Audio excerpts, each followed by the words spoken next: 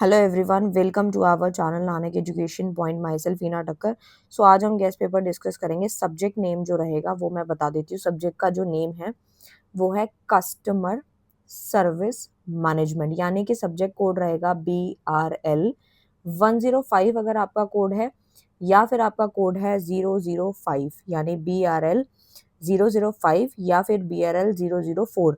तो ये जो ओल्ड BBA वाले बच्चे हैं या न्यू वाले हैं तो ये वीडियो देख सकते हैं, क्योंकि हमारे सब्जेक्ट कोड चेंज हो चुके हैं बट टॉपिक वही है, सब्जेक्ट हमारे वही रहेंगे। यही आपके लिमिटेड क्वेश्चंस मैं आज करवाऊंगी आप लोगों को। बस यही क्वेश्चन आपको एग्जाम में करके जाने हैं, ठीक है।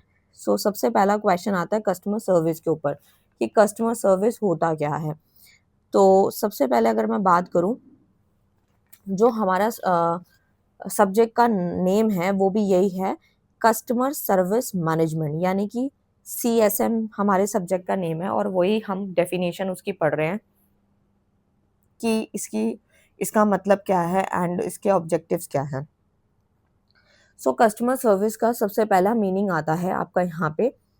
कस्टमर सर्विस का मतलब है कि customer service refers to the assistance, support and guidance provided by a business to customer before, during and after the purchase of goods and service. कि कोई भी कस्टमर जब सामान उसने अभी तक नहीं खरीदा, या फिर वो खरीद रहा है, या फिर वो खरीद चुका है, तो तीन सिचुएशन के अंदर जो गाइडेंस एंड सपोर्ट मिलती है वो कस्टमर सर्विस के दौरान मिलती है।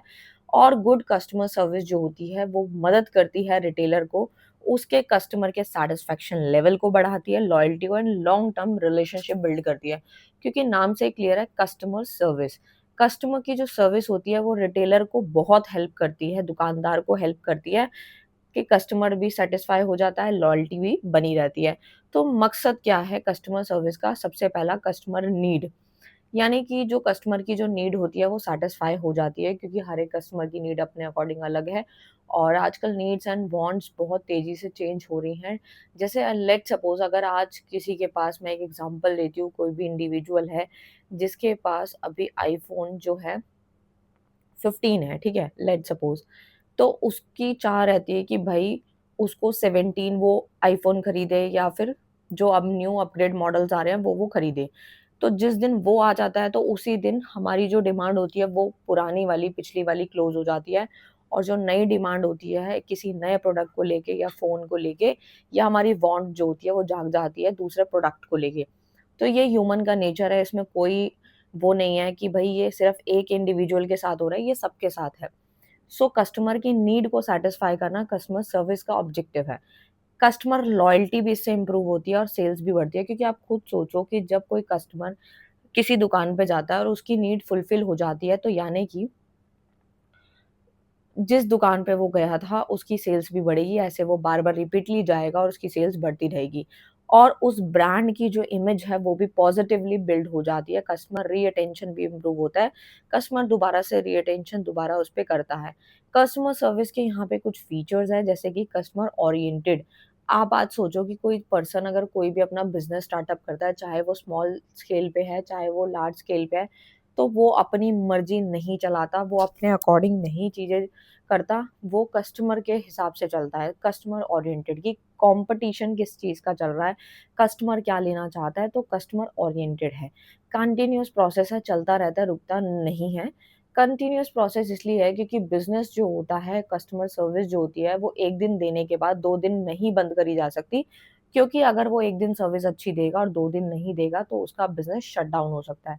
रिलेशनशिप फ़ोकस होता है, सर्विस क्वालिटी पे बेस होता है, कम्युनिकेशन ओरिएंटेड होता है, क्योंकि जब हम किसी दुकान पे या कहीं भी जाते हैं, तो हमारा जो कम्युनिकेशन होता है वो सेल्स पर्सन के साथ रहता है, और उसी कम्युनिकेशन की वजह से ही हम उस प्रोडक्ट को खरीदने के लिए मजबूर हो जाते हैं और हम ले भी लेते हैं, अगर हमारी इच्छा नहीं भी होती तो। कस्टमर सर्विस के कुछ इंपॉर्टेंस हैं, कस्टमर का ट्रस्ट बिल्ड होना, कस्टमर का एक्सपीरियंस भी धीरे-धीरे इम्प्रूव होता है। जैसे कई बार अगर हम कुछ सामान लेकर आते हैं और अगर हमारा एक्सपीरियंस अच्छा नहीं है उस प्रोडक्ट या उस सर्विस को लेके, तो अगर वो प्रोडक्ट चेंज हो जाता है या उसके बदले हमें कुछ पैसे रिटर्न में मिल जाते हैं, एक्सचेंज हो जाता है, तो हमारा जो है दुकानदार के प्रति जो है वो एक ट्रस्ट बना रहता है कि वो सामान वापस कर लेगा, हमारे पैसे वेस्ट नहीं जाएँगे। लेकिन अगर एक बारी हमारे को पैसे वापस नहीं मिलते तो हम दोबारा रिपीटली वहाँ नहीं जाते। एंड आप सोचोगे कि एक कस्टमर से, एक एक ही कस्टमर से क्या ही फ़र्क पड़ेगा दुकानदार को। लेकिन अगर दुकानदार जो भी बिज़नेसमैन है, जो भी कस्टमर की सर्विस यहाँ प्रोवाइड कर रहा है, वो कहने का मतलब ये है कि अगर वो इस चीज़ के ऊपर डेटा मतलब जितना डेटा इकट्ठा करेगा उतना कम है। क्योंकि एक कस्टमर जब अपनी सोसाइटी के अंदर जाता है तो अपने रिलेटिव, अपने रिश्तेदारों, अपने पड़ोसियों को भी बताता है कि इस जगह से मैं लेकर आया था और मुझे प्रोडक्ट के बदले कुछ भी नहीं मिला, मेरे पैसे वेस्ट हो गए। तो यानी कि उसने 4 पर्सन को जो मल्टीप्लाई किया अपने साथ, उन्हें भी वहाँ जाने से रोका। दैट मीन्स एक कस्टमर की वजह से 4 कस्टमर और खराब हुए। सो इंक्रीज़ रिपीट परचेज़ेज़, हमें उस कस्टमर को ऐसा करना है कि अगर आज हमारा ₹10 का लॉस भी हो रहा है, तो इन फ्यूचर हम उससे ₹20 कमा लें, लेकिन उस वक़्त उसकी इंस्टेंट प्रॉब्लम सॉल्व करें ताकि इंक्रीज़ रिपीट परचेज़ेज़ हो। क्रिएट कॉम्पिटिटिव एडवांटेज, एक तरीके से यहाँ पे कॉम्पिटिटिव एडवांटेज भी मिलता है एंड बिज़नेस रेपुटेशन भी एनहांस होती है। अगर वो एक्सचेंज कर लेगा तो 4 ही बंदों को जब वो जाके बताएगा कि उस पर्सन ने या उस कस्टमर सर्विस ने मेरे को बहुत अच्छी सर्विस दी और मेरा सामान भी वापस ले लिया और मुझे पैसे भी दे दिए। तो यानी कि वो एक रेपुटेशन बिल्ड हो जाती है, एनहांस होती है, फिर 4 कस्टमर भी और उसकी दुकान पे जाना चाहेंगे। सो एडवांटेजेस क्या हैं? सबसे पहला कस्टमर की लॉयल्टी बढ़ती है, प्रॉफिटेबिलिटी भी ज़्यादा होती है क्योंकि आपको पता ही है positive word of mouth promotion and better customer retention. साथ ही साथ इसकी बुराई भी है कुछ, ट्रेनिंग कॉस्ट हाई होती है, मेंटेन कंसिस्टेंट क्वालिटी डिफिकल्ट, हर एक दुकानदार के बस की नहीं होती कि वो एक कंसिस्टेंट क्वालिटी को मेंटेन कर पाए और टाइम कंज्यूमिंग प्रोसेस है क्योंकि हर एक कस्टमर को रीअटेंशन देना टाइम तो लग ही जाता है क्योंकि हर एक चीज़ का बेनिफिट लेने के लिए हमें टाइम देना पड़ता है। Now come to the second question जो कि है how will you prepare yourself for the sale of the product, कि आप अपने आप को कैसे प्रिपेयर करेंगे किसी भी प्रोडक्ट को बेचने के लिए। तो देखो भाई, सबसे पहली बात ये है कि जब भी आपका एग्ज़ाम आता है तो जो भी सब्जेक्ट होता है आपको उसके माइंड में सोचना है कि आप एज़ अ दुकानदार हो या एज़ अ यहाँ पे सर्विस दे रहे हो कस्टमर को, तो किस तरीके से उसको अट्रैक्ट करना है। तो आपको इस प्रकार से आंसर अपने आप समझ आ जाएगा अगर आंसर कुछ भी लिखना ना आए एग्ज़ाम में। सो सबसे पहला, preparation for product selling refers to all the activity perform by a sales person before approaching customer for the sale. यानी कि यहाँ पे जो प्रोडक्ट जो हम बेच रहे हैं, उसको प्रिपेयर कर रहे हैं, वो सारी एक्टिविटी इन्वॉल्व करी जाती है, परफॉर्म करी जाती है सेल्स पर्सन के द्वारा कि कस्टमर को कैसे अप्रोच करना है सेल के लिए, ठीक है? प्रॉपर प्रिपरेशन कैसे करनी है, कॉन्फिडेंस का होना ज़रूरी है, कम्युनिकेशन अच्छी होनी चाहिए, सेलिंग इफेक्टिवनेस होनी चाहिए। तो इस प्रकार से। सो आपने देखा होगा कि हर दुकान में या हर जो भी आउटलेट होता है, जब भी हम वहाँ जाते हैं, कोई-कोई आउटलेट जो बहुत बड़े-बड़े आउटलेट होते हैं, जैसे विशाल मेगा ले लिया आपने या फिर आप कोई भी एग्ज़ाम्पल्स ले सकते हो, there are so many examples are there. तो वहाँ पे क्या होता है, जब हम जाते हैं, तो वहाँ पे 8-10 सेल्स पर्सन होते हैं। कोई तो बहुत अच्छे से पोलाइट से बात करता है, अच्छे से फीचर बताता है, तो सेल जनरेट कर लेता है, लेकिन कोई मेहनत नहीं करता, सिर्फ़ उसी बात का जवाब देता है जो कस्टमर पूछना चाहता है, तो दोनों में डिफ़रेंस है। तो कॉन्फिडेंस का भी होना ज़रूरी है। कई बार सेल्स पर्सन ऐसे भी होते हैं कि उनको पता होता है लेकिन वो जवाब ढंग से नहीं देते और कॉन्फिडेंस फ़ील नहीं करते। उन्हें लगता है कि हम कुछ गलत ना बता दें। सो कॉन्फिडेंस होना मस्ट है सेल्स पर्सन के अंदर, ये उसका फर्स्ट मेरिट होगा। सो सबसे पहला स्टेप क्या आता है कि अपने आप को कैसे तैयार करें कि अगर हमें कोई प्रोडक्ट सेल करना है मार्केट के अंदर। सो प्रोडक्ट नॉलेज होना बहुत ज़रूरी है कि अगर आप सेल्स पर्सन या सेलमैन, सेलगन बन गए हो और आप किसी भी प्रोडक्ट को बेचने की तैयारी में हो और आपको उसके बारे में कुछ पता ही नहीं है, उसके फीचर नहीं पता, ना आप उसके बेनिफिट पता, ना users, price, warranty, competitor product, ये सब आपको पता ही नहीं है, तो आप कभी भी सेल्स नहीं कर पाओगे। क्योंकि कई लोग क्या करते हैं जिनके पास डिग्रीज़ नहीं है बट सेलिंग पावर बहुत बढ़िया होती है, वो सेल कैसे करते हैं? वो सेल इस वजह से करते हैं, सबसे पहला पॉइंट ही यही होता है कि वो प्रोडक्ट के बारे में पहले खुद इन्फॉर्मेशन लेते हैं कि एक्चुअल में इस प्रोडक्ट के ये फ़ायदे हैं, ये बेनिफिट्स हैं, ये प्रोडक्ट ऐसे यूज़ होता है, इसका प्राइस ये है, वारंटी में है या नहीं। क्योंकि आजकल का जो कस्टमर है वो बहुत स्मार्ट है, जब भी वो कुछ सामान लेने जाता है तो वो पहले 10 चीज़ें सर्च करके जाता है, टेक्नोलॉजी का इस्तेमाल करता है और उसके बाद जाके वो सेल्स पर्सन से भी वेरीफाई करता है जब भी वो प्रोडक्ट लेता है। Now come to the second question, customer knowledge, understanding customer preference, need, income level and buying behaviour. Customer knowledge यानी कि हमें कस्टमर की प्रेफरेंस को भी समझना है कि कस्टमर आज पैसे किस पे खर्च करना चाह रहा है, उसकी ज़रूरत क्या है एक्चुअल में, इनकम लेवल कितना है, क्योंकि हर किसी की इनकम लेवल के अकॉर्डिंग ही वो स्पेंड करता है और बाइंग बिहेवियर भी डिपेंड करता है कि वो खरीदना चाहता है या नहीं। कई बार ऐसा सामान होता है जो हम खरीदना नहीं चाहते बट स्टिल हम ले लेते हैं। क्यों ले लेते हैं? क्योंकि जो सेल्स पर्सन होता है उसके पास वो क्वालिटी होती है उस सामान को बेचने के लिए, तो हम उसको ले लेते हैं, ठीक है? हमारा बाइंग बिहेवियर बदल जाता है। थर्ड आता है मार्केट अवेयरनेस, मार्केट के बारे में नॉलेज होना मस्ट है। Knowledge about market trends and competitor activity, हमें मार्केट के ट्रेंड की भी नॉलेज होनी चाहिए और कॉम्पिटिटर एक्टिविटीज़ भी हमें पता होनी चाहिए। कम्युनिकेशन स्किल्स हैं जैसे effective speaking and listening ability, कि अगर हमें कोई सामान बेचना है तो यानी कि हमारी जो स्पीकिंग है, बोलने का तरीका है और सुनने की एबिलिटी भी होनी चाहिए। ऐसा नहीं हमने प्रोडक्ट के बारे में 4 क्वालिटी सेल्स पर्सन ने बता दी और सामने वाला हमसे जो है कुछ हमें बोल रहा है और हम उस सुन भी नहीं पा रहे, उसको इग्नोर कर रहे हैं, तो वो कम्युनिकेशन स्किल बेटर नहीं मानी जाएगी। तो इस प्रकार से आप कोई भी पॉइंट्स लिख सकते हैं। एंड पर्सनल ग्रूमिंग में आता है maintaining professional appearance and positive body language, हमारा बॉडी लैंग्वेज पॉजिटिव होना चाहिए, नेगेटिव नहीं होना चाहिए जो भी सामान बेच रहा है। डेमोन्स्ट्रेशन प्रिपेयर करना है, प्रमोशनल मटेरियल जो होते हैं वो यहाँ पे होते हैं। कॉन्फिडेंस जो होता है, पॉजिटिव एटीट्यूड, कॉन्फिडेंस भी जो है बहुत ज़रूरी है अगर हमें कोई सामान को बेचना है। So preparing answer for customer doubt and complain, ये जो लास्ट वाला मैंने बताया वो कोई छोटा मोटी बात नहीं है, वो इम्पॉर्टेंट है। क्योंकि क्या होता है, कस्टमर जब सामान लेता है तो हर एक कस्टमर अलग होता है, कोई कस्टमर 2 सवाल पूछता है, कोई 4 पूछता है, कोई 10 पूछता है। हो सकता है किसी ने 15 सवाल भी पूछे और उसके बाद भी सामान ना लिया हो, तो यानी जो यहाँ पे सामान बेच रहा है उसको जो है मतलब उसकी बातों के जवाब जो है एक्यूरेट यहाँ पे देने होंगे। सो प्रिपरेशन इंपॉर्टेंस क्या है, कस्टमर का ट्रस्ट इंप्रूव होगा, सेल सक्सेस होगी, कम्युनिकेशन इंप्रूव होगा, कस्टमर कंफ्यूजन भी घट जाती है, ठीक है। सो इस प्रकार से आप लिख सकते हैं। Come to the third question, how will you identify customer need and want match the product to the need and wants, कि देखो भाई कस्टमर की जो नीड है, जो वांट है, उसका मतलब क्या है। तो मैंने अभी आपको बताया कि जो बेसिक रिक्वायरमेंट वाली नीड्स होती हैं कस्टमर की, वो तो उसको चाहिए ही चाहिए, चाहे वो कितनी ही महंगी क्यों ना हो जाए। और जो वांट्स हैं वो एक तरीके की स्पेसिफिक डिज़ायर होती हैं जो कि हमारे प्रेफ़रेंस, लाइफ़स्टाइल और कल्चर पे डिपेंड करती है। अगर किसी को ब्रांडेड कपड़े पहनना पसंद है तो वो महँगे हो भी जाएँगे तब भी वो खरीदेगा क्योंकि उसको उसकी आदत है, ठीक है? So retailer must understand both in order to provide suitable product, और रिटेलर को ये चीज़ समझनी चाहिए, चाहे उसकी नीड है, चाहे उसकी वांट है, दोनों ही तरह के सूटेबल प्रोडक्ट उसके पास होने चाहिए। सबसे पहला पॉइंट जो आता है कस्टमर नीड एंड वांट को पहचानने का, वो ये है, कस्टमर के बिहेवियर को पहचानो, उसको ऑब्जर्व करो। यानी कि कस्टमर शॉपिंग पैटर्न को हमें पढ़ना है। देखो बीबीए में ये सब्जेक्ट क्यों पढ़ा रहे हैं, क्योंकि इन फ्यूचर जो बीबीए वाले स्टूडेंट होते हैं, मैंने ज़्यादातर देखा है कि वो बिज़नेस करते हैं आगे चल के। सो उनको इन चीज़ों की नॉलेज होनी है, उस टाइम पे हम किताब नहीं खोल सकते, जब भी हमें ये सब डीलिंग करनी होगी तो हमें पता होना चाहिए कि कस्टमर को कैसे अट्रैक्ट करना है या कस्टमर की नीड वांट को कैसे पहचानना है। सो सबसे पहले कस्टमर के बिहेवियर को ऑब्जर्व करना होता है, कस्टमर शॉपिंग पैटर्न को पढ़ना पड़ता है कि जो शॉपिंग करता है वो कितने गैप पे करता है, कब-कब लेता है, क्यों लेता है, उसका इंटरेस्ट क्या है, ये सब पता लगाना पड़ता है। फिर हमने कुछ क्वेश्चन भी पूछने हैं, interacting with customer to understand the requirement, उसके बाद हमें कस्टमर का एक तरीके का सर्वे समझो उसको। अगर हम इस चीज़ का सर्वे कर लेंगे तो समझ लेना कि कस्टमर की नीड को अगर हमने पकड़ लिया, तो हम सेल्स अच्छी कर पाएँगे। तो यानी कि कस्टमर जो है, यहाँ पे कस्टमर के साथ इंटरैक्ट करना है, उनसे पूछना है, उनकी ज़रूरतें क्या हैं, ठीक है? वो अपनी ज़रूरतें बताएँगे। फिर लिसनिंग केयरफुली, हमें ध्यान से सुनना है, ठीक है?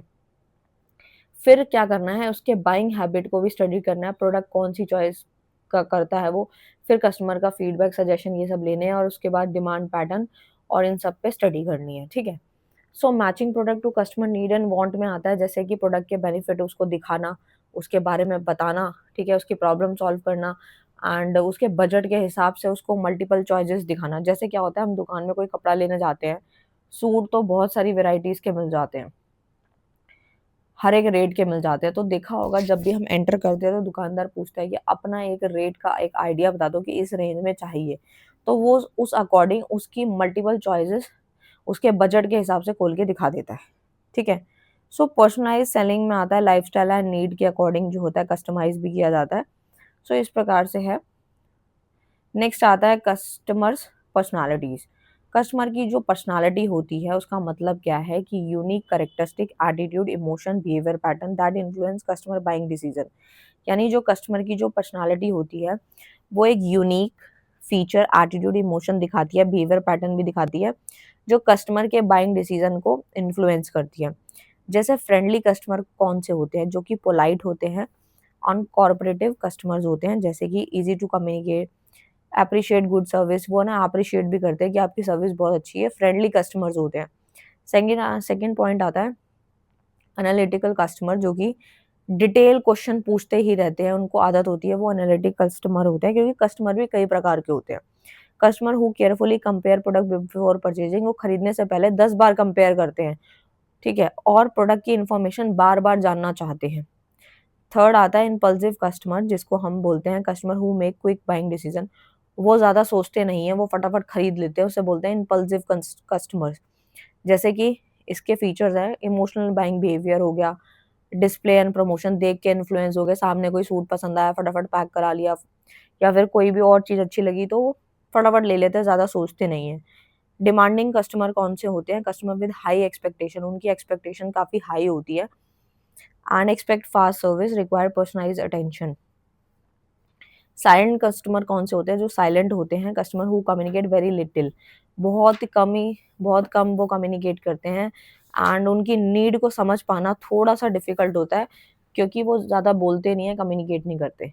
क्योंकि अगर इंसान चुप रहेगा, तो उसके बारे में क्या ही पता चलेगा। सो केयरफुल ऑब्जर्वेशन करनी होती है, इसके ऊपर भी स्टडी होती है। हमें देखना होता है, वो अगर कम्युनिकेट नहीं कर रहा, तो अगर यहाँ पे वैसे वो एग्ज़ाम्पल नहीं लिखा, बट मैं बता रही हूँ कि अगर वो शॉपिंग करने जा रहा है, तो उसके ऊपर नज़र रखनी होती है, ऑब्ज़र्व करना होता है कि वो किस पैटर्न पे जो है इंटरेस्ट ले रहा है, उसकी प्राइसिंग क्या है, उसके अकॉर्डिंग दुकानदार समझ जाता है और देन उसको उसकी रेंज के अकॉर्डिंग चीज़ें दिखा देता है। So importance of understanding customer personality में आता है, कम्युनिकेशन को इम्प्रूव करता है, कस्टमर सैटिस्फैक्शन भी एनहांस होता है, सेल्स परफॉर्मेंस भी इम्प्रूव हो जाती है। सो हमारे डिपेंडेंट्स इसी से बन जाएँगे। उसके बाद ये तो लगभग उसी के टाइप का है, कस्टमर एक्सपीरियंस मैनेजमेंट, ये आप छोड़ देना। बिहेवियर ऑफ कस्टमर, ये ऊपर वाले पॉइंट्स ही सेम लिख सकते हो, जैसे कि सोशल मीडिया कंप्लेंट्स, ये देख लेते हैं एक बारी हम। देखो, बिहेवियर ऑफ एग्रीव्ड कस्टमर क्या होते हैं? एग्रीव्ड कस्टमर जो होते हैं, dissatisfy customer who feel disappointed और treated unfairly by a business. यानी ये वो वाले कस्टमर हैं जो कि डिससैटिस्फाई हुए हैं, उनको डिसअपॉइंट फील हुआ है, ठीक है? या फिर उनको ऐसा फील हो रहा है कि उनके साथ कुछ गलत हुआ है। जैसे कि complaining directly, customer express dissatisfaction to the retailer, वो डिससैटिस्फैक्शन रहती है उनको रिटेलर के साथ। Customer share negative experience with other, उसने जैसे मैंने अभी आपको एग्जांपल दिया था कि अगर उसका सामान वापस नहीं होगा तो वो 4 जगह जाके बोलेगा, तो यानी नेगेटिव एक्सपीरियंस दिया उसने। सोशल मीडिया कंप्लेन, यानी कस्टमर पोस्ट कंप्लेन ऑनलाइन। अब कई बार क्या होता है कि जब भी हम कोई प्रोडक्ट मंगाते हैं, लाइक खाने का या फिर कोई भी, लाइक जैसा बहुत सारे बच्चे मुझे बताते हैं कि मैम हमने ऑनलाइन असाइनमेंट्स मंगाए थे, मतलब हमसे नहीं किसी और से मंगवाए थे, और उन्होंने पैसे भी ले लिए और असाइनमेंट भी सही नहीं दिए या फिर दिए ही नहीं। तो उन्होंने फिर क्या किया, बच्चों ने जाके उस चैनल पे जाके जो है कंप्लेन कर दी होगी या फिर उसके कमेंट में लिख दिया। यानी सोशल मीडिया कंप्लेन है। स्विचिंग टू कॉम्पिटिटर, यानी customer stop purchasing from the retailer, customer ने खरीदना ही बंद कर दिया क्योंकि उसको प्रोडक्ट यहाँ पे पसंद नहीं आया। सो इसके यहाँ पर एडवांटेजेस क्या हैं? कस्टमर रीअटेंशन, कस्टमर को लगेगा कि भाई अब वो रीअटेंशन डालता है, उसको पता है क्या चीज़ गलत है और क्या सही है। कस्टमर का ट्रस्ट भी इम्प्रूव होता है, पॉजिटिव ब्रांड इमेज भी बनती है अगर हम प्रॉपर हैंडलिंग करते हैं तो। इसकी बुराई क्या है प्रॉपर हैंडलिंग की? कस्टमर भी घट जाते हैं, नेगेटिव पब्लिसिटी होती है एंड प्रॉफिटेबिलिटी भी रिड्यूस हो जाती है।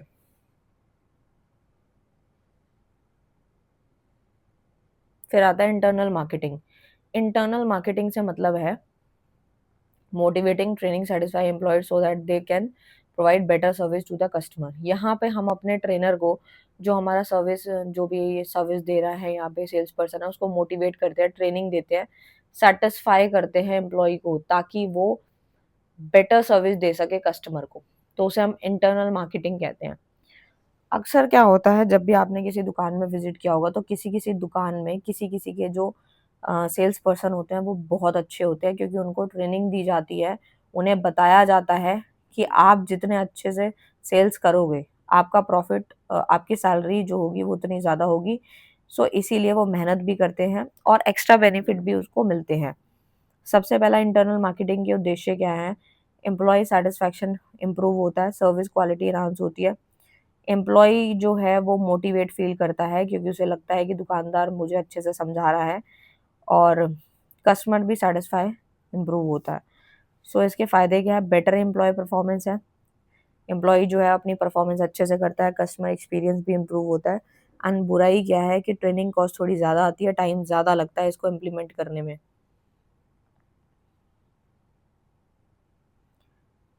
ठीक है, इस टाइप से।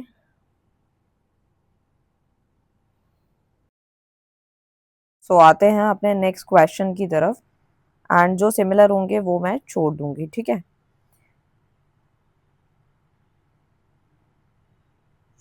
सो come to the next question जो कि है परक्विजिट्स का। परक्विजिट्स जो होती हैं फॉर सेलिंग का मतलब है refers to the basic requirements, skill, knowledge and preparation needed before starting the selling process। मतलब अगर हमें सामान को बेचने से पहले कुछ बेसिक रिक्वायरमेंट्स होती हैं, यानी कि परक्विजिट्स फॉर सेलिंग का मतलब यही है कि बेसिक ज़रूरतें, स्किल, नॉलेज, प्रिपरेशन की ज़रूरत होती है कोई भी सामान को सेल करने से पहले। एंड इसके ऑब्जेक्टिव्स क्या हैं? सबसे पहला यही है कि सेलिंग एफिशिएंसी इससे इम्प्रूव होती है, कस्टमर सैटिस्फैक्शन इम्प्रूव होता है। आप सोचेंगे कि हर पॉइंट में कस्टमर सैटिस्फैक्शन पॉइंट क्यों आता है? क्योंकि हमारे सब्जेक्ट का नाम भी क्या है, कस्टमर के ऊपर ही ये सब्जेक्ट बनाया गया है। कस्टमर सर्विस मैनेजमेंट पे ये बनाया गया है कि कस्टमर की जो सर्विस होती है उसको हमें कैसे मैनेज करना होता है। सो कस्टमर सैटिस्फैक्शन भी इंक्रीज होता है, कस्टमर ट्रस्ट बढ़ता है, क्योंकि हम यहाँ पे कस्टमर के बारे में काफ़ी कुछ सोचते हैं, उस पर स्टडी करते हैं। सेल कन्वर्जन को भी इंक्रीज करते हैं और कम्युनिकेशन भी इससे हमारा इम्प्रूव होता है। सो सबसे पहले इंपॉर्टेंट परक्विजिट्स फॉर सेलिंग की मैं बात करूँ तो इसमें प्रोडक्ट नॉलेज होती है। प्रोडक्ट की नॉलेज होना बहुत ज़रूरी है। ये सारे पॉइंट्स तो मैंने ऊपर भी पढ़ाए थे, बट सेम ही पॉइंट है। काफ़ी सारे पॉइंट सिमिलर हैं जो आप लिख सकते हो। जैसे प्रोडक्ट की नॉलेज में मैंने बताया था, प्रोडक्ट के फीचर का पता होना, यानी सेल पर्सन को जो है प्रोडक्ट का फीचर, बेनिफिट ये सब पता होना चाहिए। नॉलेज ऑफ कस्टमर यानी कस्टमर के बारे में जो है अंडरस्टैंडिंग होनी चाहिए, कस्टमर की नीड क्या है, वांट क्या है, प्रेफरेंस क्या है, ये सब चीज़ें जो हैं ये मैं थोड़ा अभी डिटेल में नहीं करा रही क्योंकि मैं ऊपर यही सेम टॉपिक जो है करवा चुकी हूँ, बस थोड़ा सा डिफरेंस था वो मैंने करवाया था। उसके बाद का जो क्वेश्चन आता है,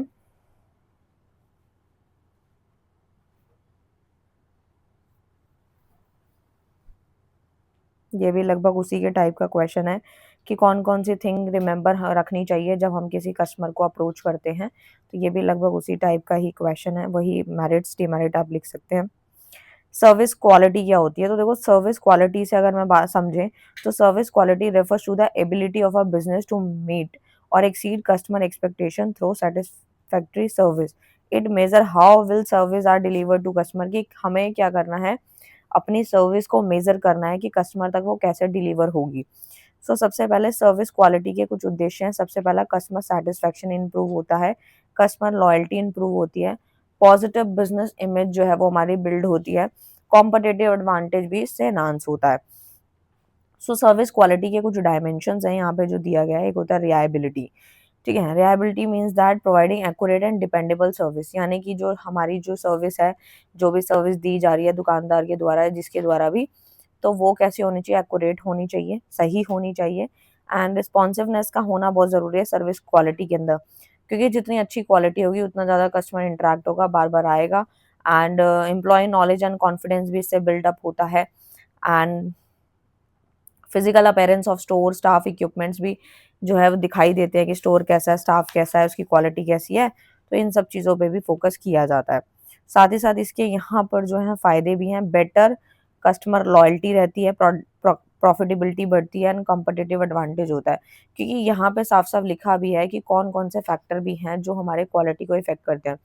सबसे पहले एम्प्लॉयी का बिहेवियर, कम्युनिकेशन, क्वालिटी, प्रोडक्ट कितना अवेलेबल, अगर प्रोडक्ट अवेलेबल होगा तो कहीं न कहीं वो दोबारा विज़िट करेगा। स्टोर का वातावरण भी डिपेंड करता है, टेक्नोलॉजी कौन-सी ये इस्तेमाल कर रहे हैं। एम्प्लॉयी को ट्रेनिंग भी देनी होती है ताकि वो जो है अच्छे से सर्विस कस्टमर को दे और रिपीटली वो आए और उसके डाउट्स भी क्लियर हो जाए। एंड ये तो आप वही पॉइंट्स लिख सकते हो, क्वालिटी के ऊपर है, क्वालिटी के ऊपर अलग से एक क्वेश्चन था, तो वही था। हाँ, तो कस्टमर लॉयल्टी के ऊपर एक क्वेश्चन है। जैसे customer loyalty refers to the willingness of customers to repeatedly purchase, यानी कि जो हमारा कस्टमर की लॉयल्टी जो होती है वो दोबारा उस प्रोडक्ट को खरीदने या सर्विस लेने के लिए सेम कंपनी से तैयार होती है, क्योंकि उसको वहाँ पे जो है एक ब्रांड को लेके ट्रस्ट बन जाता है और बार-बार वो वहाँ से खरीदना पसंद करता है। सबसे पहला उद्देश्य क्या है कस्टमर लॉयल्टी का, कि रिपीट परचेज करेगा, दोबारा वहीं जाके खरीदेगा, कस्टमर रीअटेंशन होता है, लॉन्ग टर्म रिलेशनशिप उसका बना रहेगा उस बिजनेस के साथ, उस दुकानदार, उस स्टोर के साथ, एंड प्रॉफिटेबिलिटी भी इंक्रीज होगी।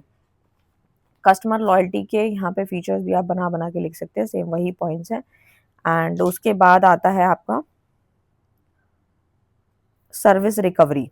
ठीक है, ये देखते हैं कि ये इस क्वेश्चन में क्या पूछा गया हमसे। सबसे पहला आता है service recovery. Service recovery refers to the action taken by a business to resolve customer complain. Customer की कंप्लेन को रिजॉल्व करना, restore customer satisfaction after service failure. अगर कोई सर्विस फेलियर हो गया है तो उसके बाद कस्टमर की कंप्लेन को सॉल्व करना ही हमारी सर्विस रिकवरी है, नाम से भी क्लियर है। यानी कि कस्टमर कंप्लेन रिजॉल्व होती है, डिससेटिस्फाई कस्टमर रिटेन। यानी कि यहाँ पर जो है जो कस्टमर का ट्रस्ट है वो भी रिस्टोर होता है, सर्विस क्वालिटी भी इम्प्रूव होती है। यानी कि हमारे को कस्टमर की जो कंप्लेन है वो केयरफुली सुननी है, फिर उससे पोलाइटली बात करनी होगी, ये सारे वर्ड पॉइंट हैं। अपोलोजाइज करना पड़ेगा एंड द प्रॉब्लम को भी समझना पड़ेगा, और अगर कोई चीज़ ऑफर में रिफंड है, रिप्लेसमेंट है, करेक्शन है तो वो हमें करके देनी होगी। और उसके बाद जो है कस्टमर जो इस चीज़ को जो है मान लेगा, and customer satisfy after resolution customer satisfy हो जाता है, उसकी टेंशन खत्म हो जाती है। ये सारे पॉइंट्स आप लिख सकते हैं जो कि स्टेप पूछे जाते हैं। नेक्स्ट जो क्वेश्चन आता है वो आता है कम्युनिकेशन विद कस्टमर। ठीक है, इसका मैं सिर्फ एक ही क्वेश्चन आप लोगों को कराऊंगी कस्टमर का, सॉरी कम्युनिकेशन का, क्योंकि कम्युनिकेशन से रिलेटेड कोई भी क्वेश्चन आए तो आप यही अटेम्प्ट करेंगे। ठीक है, सो कहाँ गया क्वेश्चन, मैं अभी कराती हूँ आपको।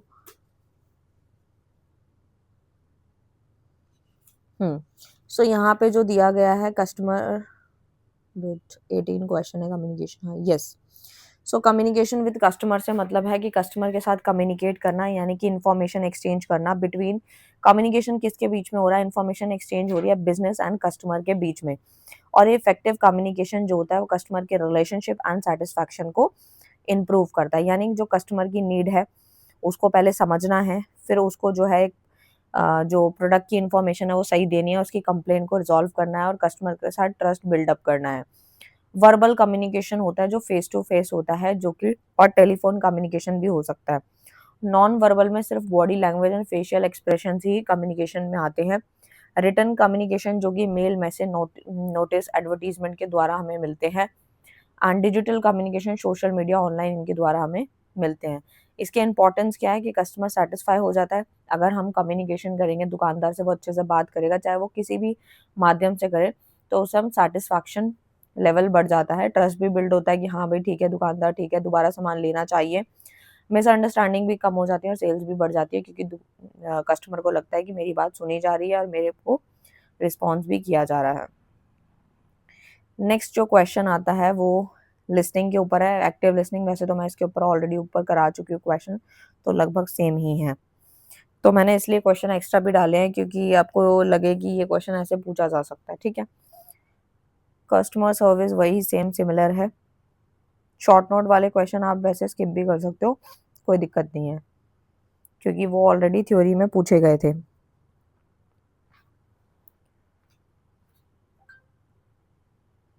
एक लास्ट क्वेश्चन देख लेते हैं जो कि employ training for service recovery है। ठीक है, यानी कि employ training for service recovery refers to preparing employ to handle customer complain. यानी कि यहाँ पे हम एम्प्लॉयज को प्रिपेयर कर रहे हैं ताकि वो कस्टमर की कंप्लेन को हैंडल कर सके और जो भी सर्विस में फेलियर आ रहा है उनको इफेक्टिवली सॉल्व कर सके। कौन कौन सी ट्रेनिंग दी जाती है, एरिया ऑफ ट्रेनिंग क्या है, तो सबसे पहले कम्युनिकेशन स्किल उनको सिखाई जाती है, कंप्लेन हैंडल करना सिखाया जाता है कि उनकी पहले प्रॉब्लम को सुनो और क्या क्या सॉल्व करने का तरीके हैं वो उनको बताने चाहिए। प्रॉब्लम सॉल्व करना, इमोशन कंट्रोल करना, कस्टमर इंटरेक्शन, कस्टमर के साथ अच्छे से इंटरेक्ट करना, ये सब काम एम्प्लॉय को सिखाए जाते हैं, सो दैट वो इंटरेक्ट करेंगे, अच्छे से बात करेंगे, उनकी प्रॉब्लम को सॉल्व करेंगे, तो कहीं ना कहीं जो है वो दोबारा रिपीटली बिजनेस में जो कोई ना कोई प्रोडक्ट या सर्विस लेने ज़रूर आएगा। इसके इम्पोर्टेंस क्या है कि हमने उसकी कंप्लेन को कम किया, कस्टमर को सेटिस्फाई किया और कस्टमर लॉस जो होने वाला था वो भी हम बचा लिया, क्योंकि हमने यहाँ पे ट्रेनिंग दे दी अपने एम्प्लॉय को। क्योंकि मालिक तो जो है एम्प्लॉय के भरोसे पे काम कर रहा होता है। इसके फ़ायदे क्या है, बेटर एम्प्लॉय कॉन्फिडेंस होता है, एम्प्लॉय जो है वो कॉन्फिडेंस फील करता है क्योंकि उसको ऑलरेडी ट्रेनिंग मिल रखी है, उससे कैसा भी सवाल या कैसी भी चीज़ें पूछी जाए तो वो कोऑर्डिनेट कर लेगा। कस्टमर ट्रस्ट भी बढ़ता है एंड सर्विस क्वालिटी भी बेहतरीन होती है। साथ ही साथ इसकी बुराई क्या है, ट्रेनिंग कॉस्ट होती है एंड कंटिन्यूस अपडेटिंग रिक्वायर्ड। तो ये यानी कंटिन्यूसली अपडेट करना पड़ता है और ट्रेनिंग कॉस्ट भी थोड़ी ज़्यादा आती है, बट कस्टमर तो बना रहता है क्योंकि हम अपने एम्प्लॉय को यहाँ पे ट्रेनिंग देते रहते हैं। सो मैंने सारे क्वेश्चन करा दिए, जो सिमिलर थे 2-4 क्वेश्चन वो छोड़ दिए हैं, बाकी सारे क्वेश्चन मैंने करा दिए हैं। So all the best for your exam, thank you so much.